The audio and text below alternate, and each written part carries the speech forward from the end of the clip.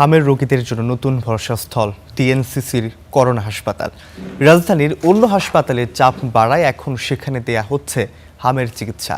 1054 বেডের বেশিরভাগই রয়েছে ফাঁকা। তবে রোগীর চাপ বাড়লে সরকারি সহায়তাও বাড়াতে হবে বলছেন হাসপাতাল পরিচালক লতিফা রহমান।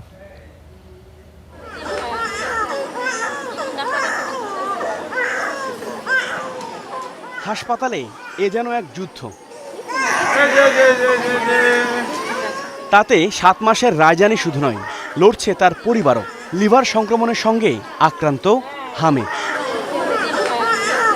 মধ্যরাতে রাজধানীর বিভিন্ন হাসপাতাল ঘুরে বেড না পেয়ে আদরের সন্তানকে নিয়ে এসেছেন এই হাসপাতালে।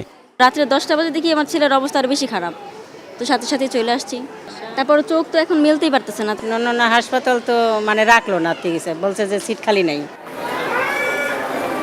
এই গল্প রাজিয়ার একার নয়। এখানে ভর্তি রোগীর বেশিরভাগ অভিভাবকেরই একই অভিজ্ঞতা। শিশু হাসপাতাল, সংক্রামক ব্যাধি হাসপাতালে বেড না থাকায় আসতে হচ্ছে এখানে।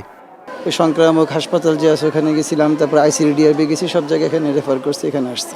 যেমন এই যে আমার বাচ্চাটা নিয়ে আমি 3টা জায়গায় দৌড়াদৌড়ি করছি, আমার বাচ্চাটা তো কষ্ট পাইছে না।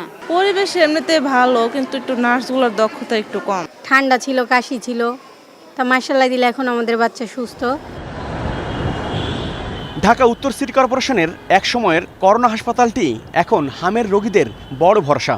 এর অবস্থান মহাখালী বাসস্ট্যান্ডের পাশেই। হাসপাতালটির বেড সংখ্যা 1054টি, কিন্তু এর রোগী সেবা দেওয়ার সক্ষমতা মাত্র 3 ভাগের 1 ভাগ। অন্যান্য হাসপাতালে যখন চরম বেড সংকট, তখন এই হাসপাতালটিতে কেন ফাঁকা রয়েছে এত সংখ্যক বেড? হাসপাতাল পরিচালক আরও জানাচ্ছেন, এখানে চিকিৎসা নেওয়া রোগীর 90 ভাগই সুস্থ হয়ে বাড়ি ফিরেছেন। তবে পরিস্থিতির অবনতি হলে প্রয়োজন পড়বে সরকারের বড় সহায়তা।